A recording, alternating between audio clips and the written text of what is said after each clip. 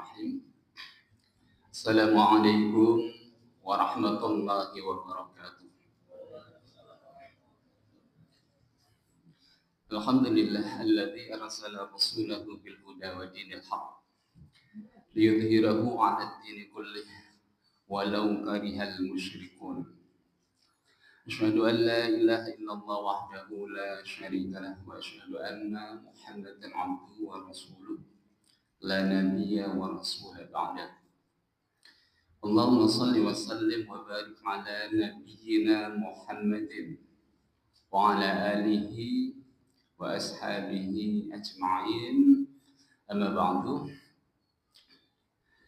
Para bapak lan sedherek jamaah pengaosan wonten ing Masjid Rahmat Banjarwati yang saya hormati, pada malam hari ini marilah kita bersama-sama bersyukur kehadirat Allah Subhanahu wa taala yang masih memberikan waktu, kesempatan dan kesehatan kepada kita semua sehingga kita bersama-sama bisa hadir di acara pengajian rutin bulanan.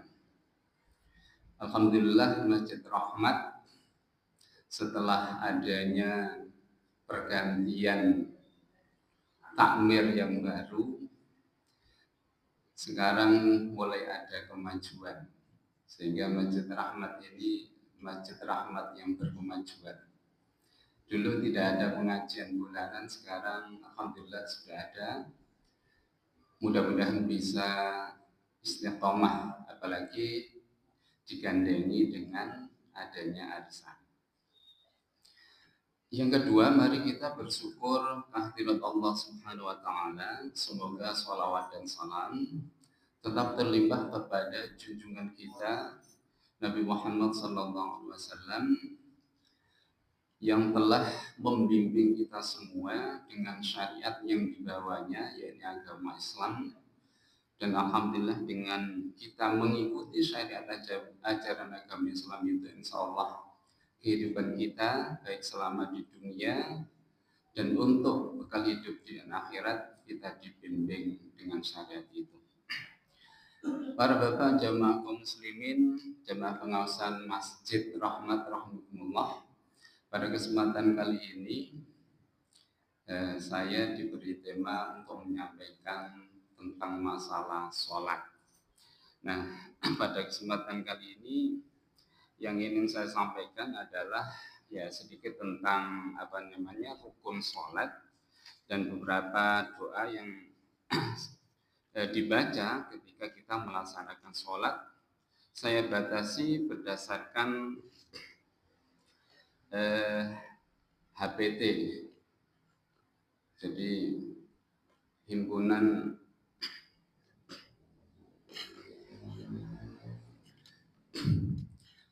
hasil dari HPT Pimpinan Pusat Muhammadiyah gitu.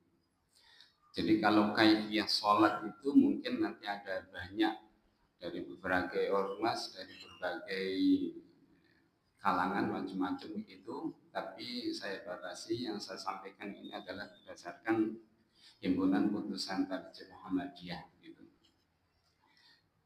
Nah, para bapak dan kaum muslimin yang dirahmati Allah SWT, untuk menyampaikan materi saya memang tidak bisa tanpa membawa buku, karena itu di mana-mana kalau saya menyampaikan materi harus bawa buku. Kalau tidak bawa buku tidak ada yang bisa keluar dari mulut saya. Jadi mohon maaf. Para bapak jamaah kaum muslimin rahimakumullah, sholat itu amat sangat penting bagi kita. Bahkan ketika kita sudah melakukannya dengan benar dan berusaha untuk tepat waktu, maka seakan-akan sholat itu tidak lagi menjadi kewajiban bagi kita, bahwa bahkan kita akan merasa sholat itu sebagai kebutuhan. Apalagi kalau di dalam hadis yang mungkin sering kita dengar, walaupun hadisnya mungkin kita tidak hafal, tapi intinya insya Allah kita hafal. Di dalam hadis tersebut Allah SWT, Rasulullah SAW menyampaikan bahwa amalan pertama kali yang nanti akan dihisab, akan dihitung, diteliti oleh Allah SWT pada hari kiamat itu adalah sholat. Dalam sebuah hadis itu disebutkan inna awwala ma yuhasabu bihil abdu yaumal qiyamati min amalihi salatuhu fa in saluhat faqad aflaha wa anjah wa in fasadat faqad khaba wa khasir fa in taqasu min fariidati syai'un qala rabbu azza wa jalla unduru hal ibadi min tatawwu fayukammilu minha man taqasa minal fariidah. Naam, takunu sa'iril a'mali ala hadha. Jadi sesungguhnya yang pertama kali akan dihisab dari amal seseorang itu, seorang hamba itu pada hari kiamat adalah sholatnya. Jika sholatnya baik, maka orang itu termasuk orang yang beruntung dan termasuk orang yang sukses atau berhasil. Jika sebaliknya wa in fasadat faqad khaba wa khasir. Tetapi jika amalan sholatnya itu rusak, tidak benar, maka orang ini dikatakan akan mengalami kegagalan dan mengalami kerugian. Karena itu kemudian barang siapa yang kemudian di dalam sholatnya itu ada kekurangan-kekurangan di dalam sholat wajibnya, maka Allah SWT akan melihat terhadap kita hamba itu, apakah kita juga melaksanakan sholat sunnah. Kalau kita juga melaksanakan sholat sunnah, maka kekurangan-kekurangan dari sholat kita itu akan ditambahkan oleh Allah Subhanahu wa taala untuk menyempurnakan sholat-sholat wajib yang kita laksanakan itu. Para bapak jamaah kaum muslimin rahimakumullah. Jadi mengapa sholat itu yang akan pertama kali dihisab oleh Allah Subhanahu wa taala pada hari kiamat? Karena sholat itu mempunyai kedudukan yang sangat tinggi. Di dalam rukun Islam yang 5 itu, sholat itu merupakan rukun Islam yang kedua. Setelah kita bersyahadat kepada Allah SWT, maka rukun Islam yang kedua adalah sholat. Jadi begitu penting. Selain itu, sholat juga menjadi tolak ukur keislaman seseorang. Dan bahkan sholat itu juga merupakan tiang agama. Diibaratkan sebuah bangunan, bagaimana kalau sebuah bangunan tidak ada tiang, maka tentu bangunan itu akan roboh. Sehingga dalam hadis lain dikatakan Rasul Amri al-Islam wa amuduhu as-salah wa dirwatuhu wa dirwatu sanamihi al-jihad. Jadi kepala segala urusan itu Islam. Terus tiangnya di dalam Islam itu adalah shalah, sementara puncaknya adalah al-jihad fisabilillah. Ma'asyiral muslimin rahimakumullah. Nah, terkait dengan amaliyah sholat, terutama sholat wajib yang seharusnya kita harus tahu itu, ada sebuah cerita, yang cerita ini disebutkan dalam sebuah hadis. Hadisnya cukup sedang, tidak terlalu panjang tapi juga tidak terlalu pendek, ada beberapa hadis juga. Ini yang menceritakan tentang bagaimana seseorang yang sholatnya itu belum benar. Jadi ketika Rasulullah bersama para sahabat di dalam masjid, datanglah seseorang, seorang laki-laki. Kemudian orang itu sholat 2 rakaat. Ketika orang itu sholat diperhatikan oleh Rasulullah Sallallahu Alaihi Wasallam. Setelah sholat, salam, orang itu kemudian memberi salam kepada Rasulullah, kepada Nabi Muhammad. Kemudian Nabi Muhammad menjawab. Setelah Nabi Muhammad itu menjawab, kemudian Nabi Muhammad ini berkata kepada orang yang tadi sholat itu, "Hai fulan, sholatlah lagi karena engkau belum sholat." Setelah digitukan oleh Rasulullah, orang itu kemudian sholat lagi 2 rakaat. Setelah itu salam, kemudian menghadap Nabi, salam, dijawab lagi oleh Nabi. Nabi berkata lagi, "Kamu sholat lagi karena kamu belum sholat." Sampai ini terjadi 3 kali. 3 kali terjadi. Setelah 3 kali, bahkan di hadis yang lain disebutkan 3 atau 4 kali begitu. Setelah itu kemudian orang ini berkata kepada Nabi Muhammad yang intinya adalah, "Saya sudah melaksanakan sholat dengan semangat, engkau mengetahui mungkin belum benar dan seterusnya, karena itu ajarilah aku." Kemudian Nabi Muhammad SAW berkata kepada orang ini, "Jika sholat maka perbaiki wudhumu." Terus kemudian takbir dan seterusnya sampai akhir hadis itu. Nah, jadi ketika kita melaksanakan sholat itu harus benar, sholat yang kita laksanakan itu sesuai dengan yang diajarkan oleh Nabi Muhammad SAW. Karena itu kemudian terkait dengan sholat itu Nabi Muhammad bersabda, "Shallu kama ra'aitumuni usolli." Ini hadis bukan tentang kalau mau sholat bacalah usolli, tetapi ketika kita mau sholat, sholatnya itu sesuai dengan sholatnya Nabi, maka kita harus mencontoh sholat yang sesuai dengan yang diajarkan oleh Nabi Muhammad SAW. Para bapak jamaah kaum muslimin rahimakumullah, ketika kita melaksanakan sholat, maka kunci dalam melaksanakan sholat itu sebagaimana disebutkan dalam hadis itu adalah dibuka dengan wudhu, sehingga wudhu itu harus benar. Ketika wudhu sudah tidak benar, maka kemungkinan sholatnya juga akan mengalami ketidakbenaran. Kemudian permulaannya adalah takbir dan penghabisannya adalah salam. Miftahus sholati al-wudu wa tahrimuha takbir wa tahliluha taslim.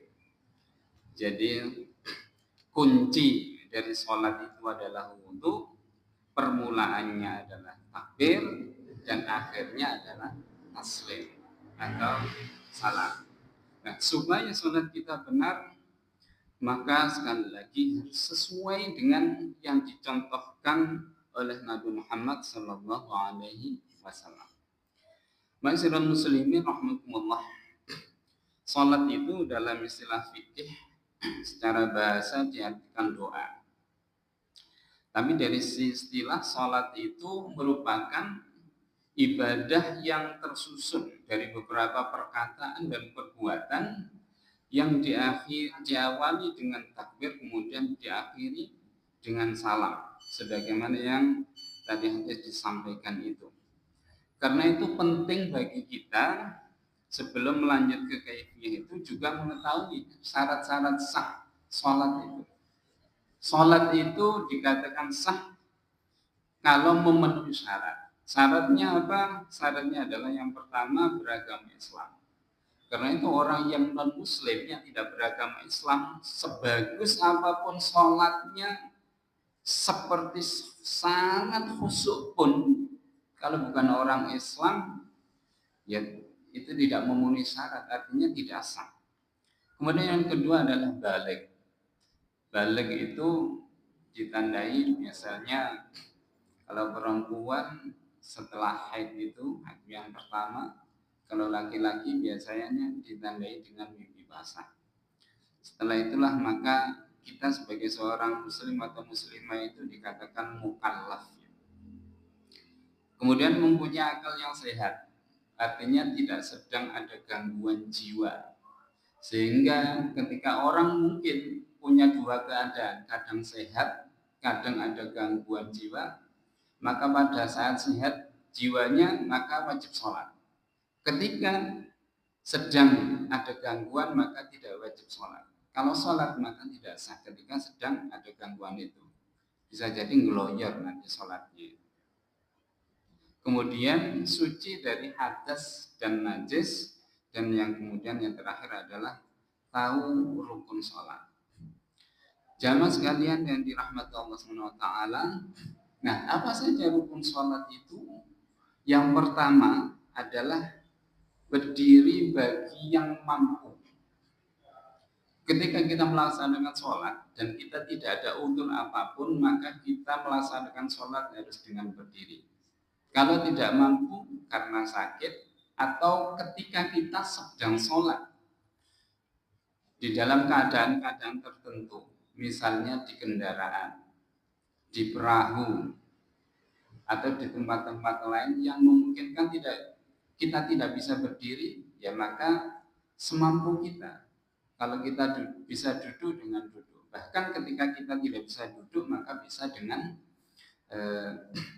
tiduran, bahkan sampai kemudian bergerak pun tidak bisa, asalkan masih bisa berdiri maka dengan bahasa isyarat itu. Tapi kalau kita masih mampu, maka rukunnya itu adalah dengan berdiri. Setelah itu apa? Kemudian kita niat dan kemudian takbiratul ihram.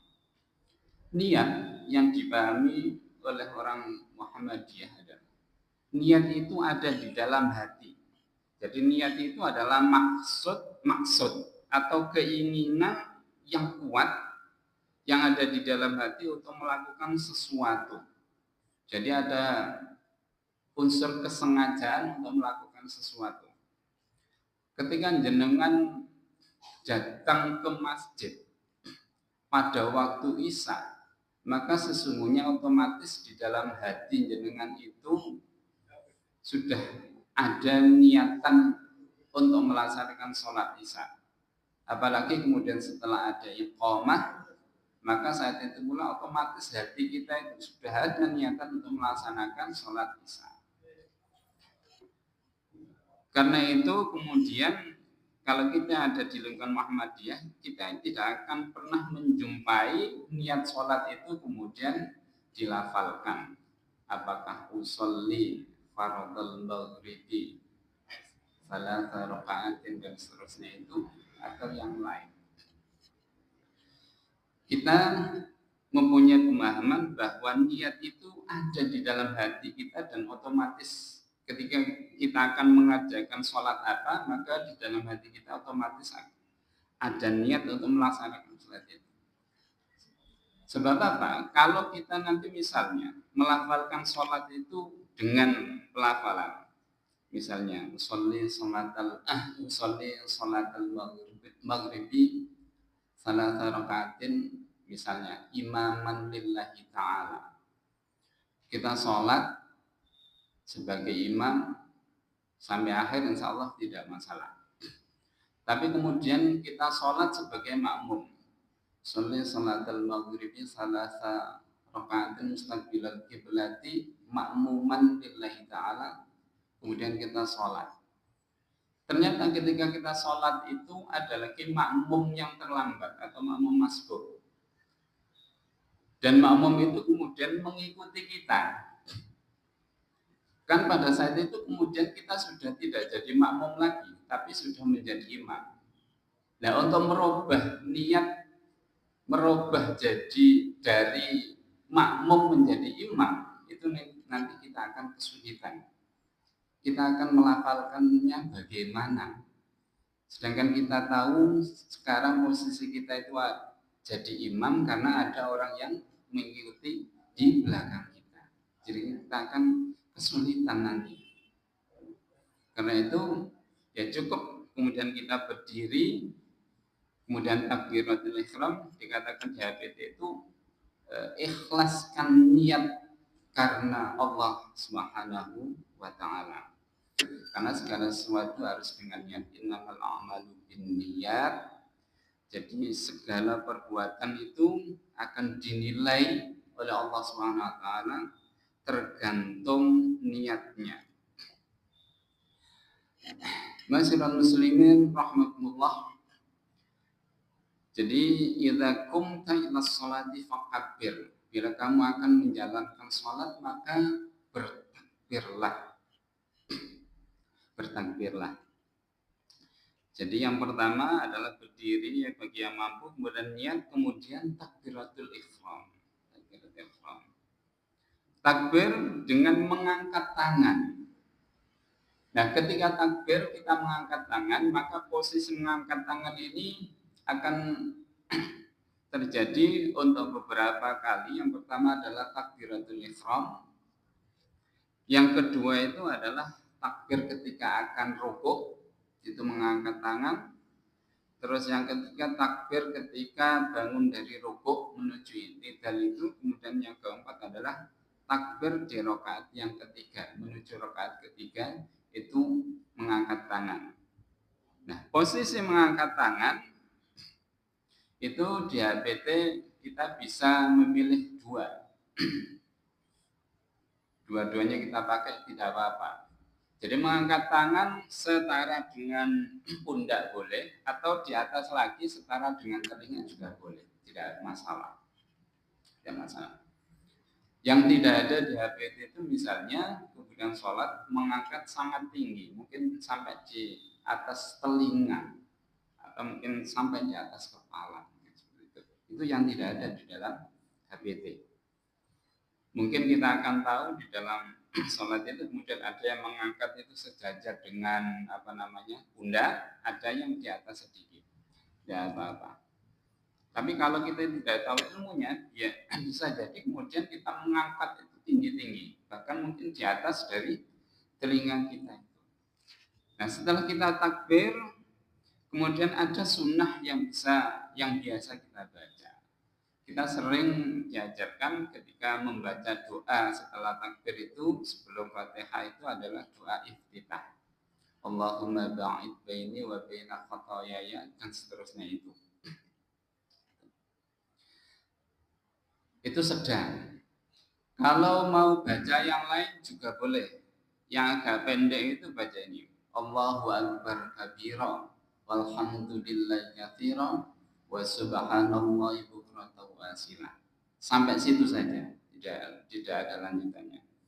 Kalau wajhatu wajhiyah itu panjang. Kalau Al-Qur'an hampir setengah halaman. Cuma kadang-kadang yang dipraktekkan oleh saudara-saudara kita itu tidak keseluruhan. Itu wajhatu wajhiyah itu dimulai dari Allah berkabiro sampai nyambung di situ, tapi juga tidak semua gitu. Sehingga ini bisa kita terapkan. Kalau kita sholat dan kira-kira kita tahu kebiasaan imam itu membaca doa iftitahnya itu tidak panjang, ya kita pilih yang pendek. Tapi kalau waktunya itu biasanya imam ini membacanya agak panjang, kita bisa Allahumma ba'id. Biasanya yang sering itu saya bahasa niten itu kalau sholat tarawih itu biasanya imam itu sering cepat. Setelah takbir itu jedanya sebentar sekali langsung membaca Fatihah biasanya. Kalau seperti itu mungkin jenengan bisa baca yang Allah berkabiro ini yang singkat. Kemudian setelah membaca doa ini hukumnya sunnah ya, tidak apa-apa. Kemudian membaca surat Al-Fatihah. Membaca surat Al-Fatihah ini menjadi rukun sehingga hukumnya wajib. Nah, panjenengan semua tidak membaca Al-Fatihah maka salatnya bisa tidak sah. Cuma nanti kalau sendirian ya, cuma nanti ketika sholat berjamaah itu nanti ada dua pendapat. Jadi ketika kita membaca Fatihah ketika sendirian wajib harus kita baca. Tetapi kalau kita sholat berjamaah, maka ada dua pendapat. Yang pertama, menurut madhab Hanafi, membaca ketika kita sholat berjamaah, maka tidak membaca surat Al-Fatihah asal imamnya sudah membaca. Ketika dibaca jahar atau keras itu ya, maka makmum sudah dianggap tercukupi oleh imam yang sudah membaca.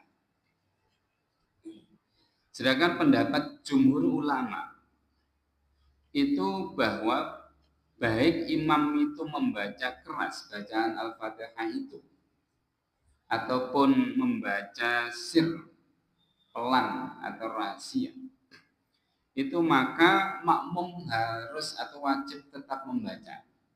Nah di HPT ini setiap kita menjadi makmum, baik imam itu membaca keras ataupun pelan, kita tetap diwajibkan membaca Al-Fatihah. Dalilnya adalah la sholata liman lam yaqra bi Fatihatil Kitab. La sholata liman lam yaqra bi Fatihatil Kitab. Tidak ada sholat bagi orang yang tidak membaca Fatihah. Itu. Nah, bagaimana cara membacanya? Ada dua cara. Cara membaca Fatihah bagi makmum itu membacanya sir. Membaca sir itu ada yang sampai begini. Membaca sir itu ada yang mengatakan dibaca dalam hati. Kemudian ada yang dibaca dalam hati sambil mulut juga ikut berucap, artinya mulutnya juga gerak. Ada mungkin juga yang berpendapat membaca sir itu membaca pelan. Menurut Ustaz Adi Hidayat, sir itu artinya rahasia. Rahasia itu berarti seharusnya diucapkan ataupun di dalam hati yang orang itu tidak boleh tahu karena rahasia. Sehingga misalnya kalau ada orang yang membaca Al-Fatihah dan Bismillahnya itu disirkan, kok membacanya begini, Bismillahirrahmanirrahim, Alhamdulillahirabbil alamin, maka Bismillah yang dipelankan itu jahar menurut Ustaz Adi Hidayat, bukan sir, karena terdengar oleh makmum, terdengar oleh orang lain. Jadi sir itu kok bahasa Jawa itu apa ya, umi-umi begitu, yang orang lain tidak sampai mendengar apapun yang dikatakan oleh orang yang membaca itu tadi. Itu membaca sir. Nah, makmum ketika membaca Fatihah itu bisa dua cara, yaitu di sela-sela imam membaca. Misalnya Alhamdulillahirabbil alamin. Kalau imamnya membacanya agak jarang-jarang, kita bisa membaca di sela itu. Setelah alamin, kita makmum membaca dengan pelan itu, dengan sir itu. Alhamdulillahirabbil alamin. Ar-Rahmanir-Rahim. Kita membaca. Tapi kebanyakan kita itu kesulitan kalau kita membaca di sela-sela antara imam membaca itu. Sehingga yang paling mudah itu adalah setelah imam itu selesai membaca Al-Fatihah, maka kita membaca sir juga, membaca Al-Fatihah juga tapi dengan sir. Tidak sampai orang di sekitar kita kedengaran, hanya kita yang dengar. Di dalam hati tapi mulut juga tetap melafalkan. Itu yang pendapat yang banyak memakai itu yang itu. Membaca Fatihah di dalam hati tetapi mulut juga masih ikut bergerak-gerak. Insya Allah kita bisa misalnya. Di dalam hati saja bisa, apalagi dengan mulut insya Allah juga bisa. Walaupun mungkin kalau di teman-teman kita kan biasanya ada jeda agak lama gitu.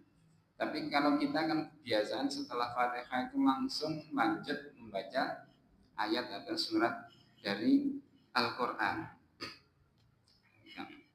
Karena itu sekali lagi di HPT itu yang saya baca, baik Fatihah itu dibaca keras oleh imam ataupun dibaca sir, kita sebagai makmum tetap harus membaca dengan sir, gitu ya.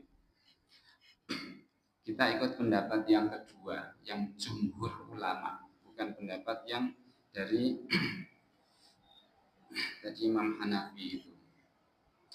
Masyarul muslimin rahimakumullah. Jadi itu terkait dengan bacaan surat Al-Fatihah. Kemudian rukuk dan tumakninah. Rukuk dan tumakninah. Jadi ketika kita rukuk, maka yang sangat dianjurkan oleh Nabi Muhammad SAW itu adalah adanya tumakninah. Maka hatta tatma'inna raki'an. Kemudian rukuklah dan tumakninahlah saat rukuk. Insya Allah kita akan merasa ketika rukuk ataupun sujud itu, jangan ketika pas rukuk langsung membaca doa. Berhenti sejenak. Setelah itu kita akan merasakan bedanya dengan ketika rukuk langsung membaca doa. Ataupun sujud juga seperti itu. Jadi mungkin di situ tumakninah itu bisa kita rasakan. Jadi rukuk setelah posisi rukuk itu berhenti sejenak baru membaca doa. Apalagi jangan sampai kemudian baru rukuk belum sampai jejak begitu sudah membaca doa. Kita akan sangat merasakan bedanya. Mungkin itu yang dikatakan tumakninah itu.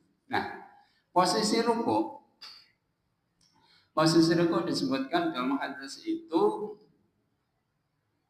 posisi tangan ini di lutut dibuka ya. Menyentuh lutut dibuka, posisi tangan lurus, jangan ditekuk. Kalau tangan ini ditekuk, jenengan ngoco, sudah pasti nanti rukuknya itu kendiluan. Dulu saya ingin membuktikan kalau rukuk saya ini lurus apa tidak. Dan jenengan monggo dilihat kalian ngoco. Jadi rukuk jari ini dibuka ya, di lutut, menyentuh lutut, posisi siku ini lurus, jangan ditekuk. Kalau ditekuk sudah mesti kendiluan. Nah, gak percaya sampean kongen niteni anggota keluarga ini jenengan keken moto dan seterusnya. Kecuali orang-orang tertentu. Terus nggak usah juga misalnya kepengen cek nuwemen terus tangan ini ditaruh di bawah lutut. Karena di prakteknya itu ternyata ada orang yang praktek itu tangan di lutut tapi ditekuk tangannya sehingga rukuknya itu mesti kendiluan. Ada yang kedua itu rukuk juga tangannya itu di bawah lutut, ditaruh di bawah lutut telapak tangannya itu sehingga mesti rukuknya kendiluan. Dan kemudian punggung itu dikencangkan. Sama melihat dengan berkaca insya Allah akan lurus posisi kepala dengan punggung ini lurus. Ketika posisi ruku itu tangan di lutut, tangan ini dikencangkan, terus punggung ini juga ditarik. Sebenarnya kalau ini dikencangkan itu otomatis punggung itu juga sudah ikut ketarik sehingga insya Allah bisa lurus. Nah, jadi itu cara rukuk. Nah, ketika rukuk maka doa yang dibaca itu adalah bisa Subhanakallahumma Rabbana wa bihamdika Allahumma firli. Di dalam contoh-contoh sholat di Muhammadiyah itu selalu yang dibaca itu. Atau mungkin jenengan bisa membaca Subhana Rabbiyal Azimi 3 kali. atau juga bisa membaca Subbuhun Qudusun Rabbuna wa Rabbul Malaikati war Ruh. Dan subhanakallahumma rabbana wa bihamdika Allahumma firli itu sekali. Dan subhana rabbil azim itu 3 kali, dan Subbuhun Qudusun itu sekali. Nah, ini menurut beberapa ulama termasuk Ustaz Adidir misalnya, ini doa permulaan. Nah, jenengan kepengen doa yang lain maka sangat dipersilahkan, terutama jika sholat sendirian. Tetapi kalau sholat berjamaah, kalau jadi imam nanti kesuwen kanggone makmum. Kalau jadi makmum nanti panjenengan akan tertinggal oleh imam. Kalau sholat berjamaah biasanya ya cukup doa itu saja. Tapi jenengan sholat sendirian, apakah sholat sunnah atau sholat wajib ketika di rumah atau bersama istri atau siapa, maka jenengan bisa menambahkan doa yang lain.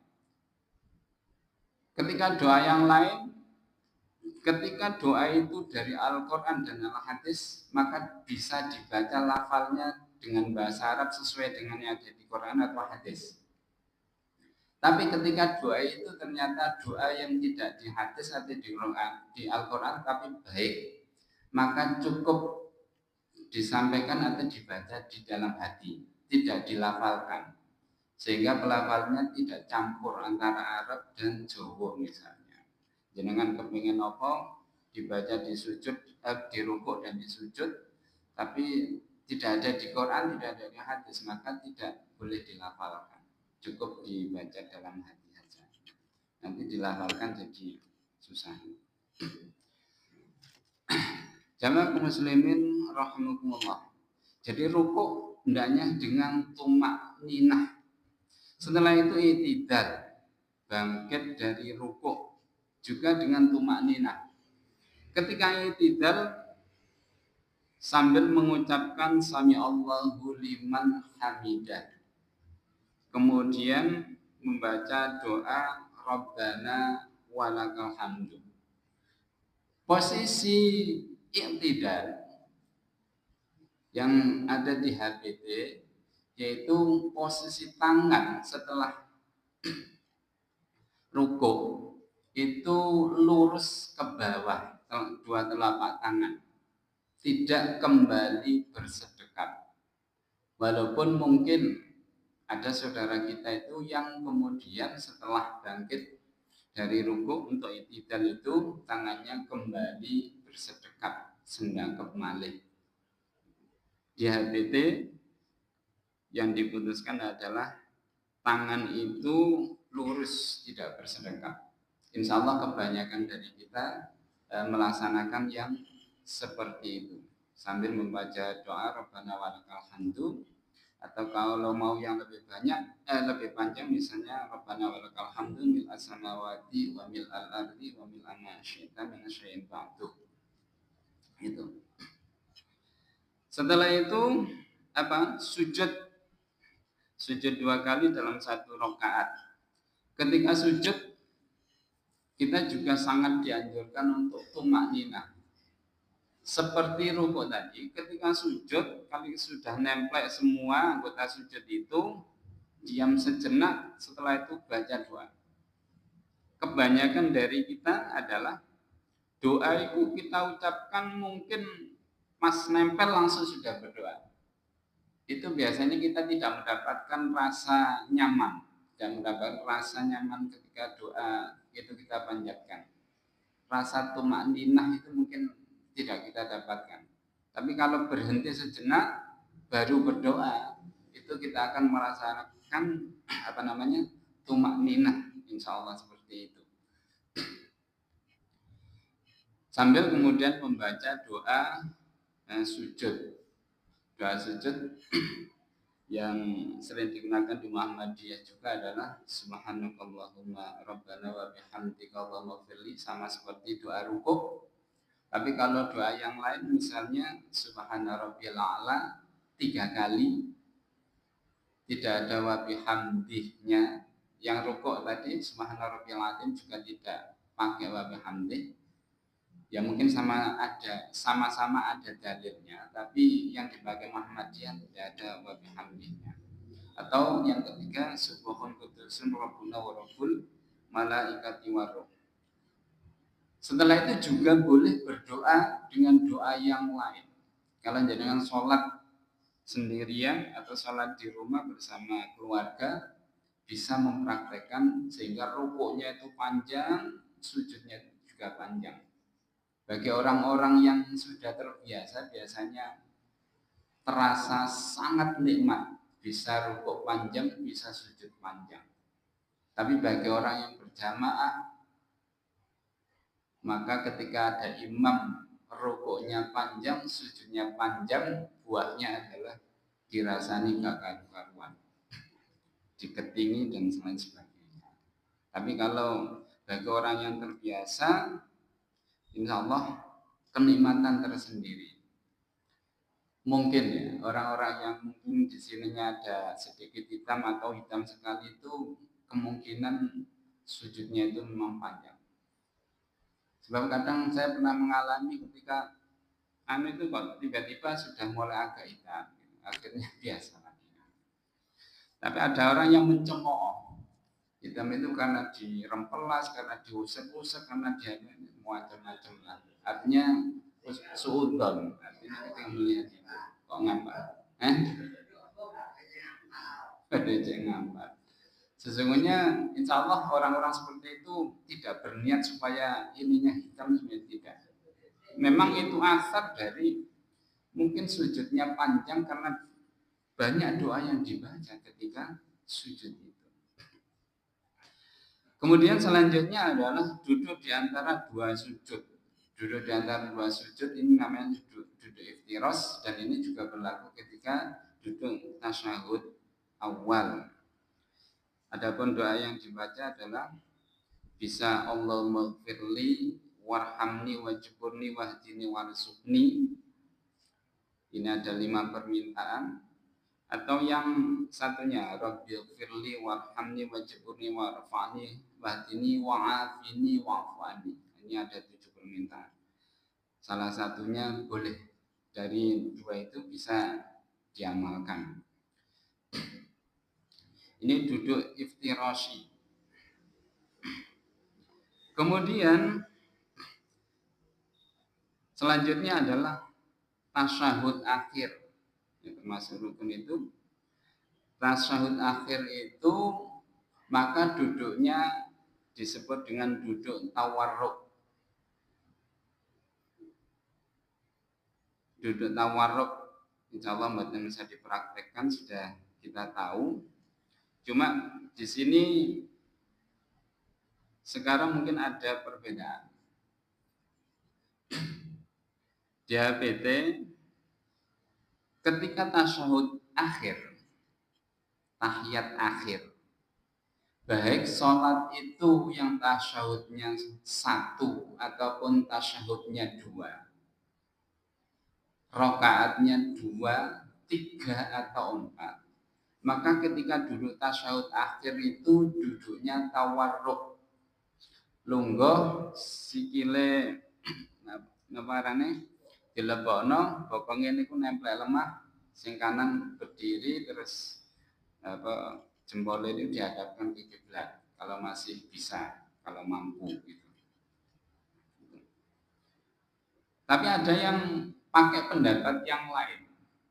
Ketika sholat itu 2 rakaat, misalnya sholat sunat atau sholat subuh, maka tasyahud akhirnya itu adalah duduk iftiros, duduk di atas telapak yang kiri itu. Jadi kan insya Allah perso ya. Ada misalnya tidak banyak ya, ada 1-2 orang itu yang ketika duduk tahiyat akhir itu pakai duduk iftiros, tapi tidak pakai duduk tawarruk. Ketika rakaatnya 2, misalnya sholat sunat atau sholat qobliyah ba'diyah atau sholat subuh misalnya. Di HPT itu ada pembahasannya, dan yang diputuskan adalah duduknya adalah tawarruk.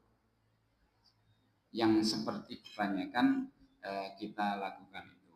Nah, kemudian membaca ketika tasyahud itu membaca doa at-tahiyatu lillah dan seterusnya itu, kemudian membaca sholawat Ibrahimi, Allahumma sholli ala Muhammad, tidak pakai sayyidina, Allahumma sholli ala Muhammad.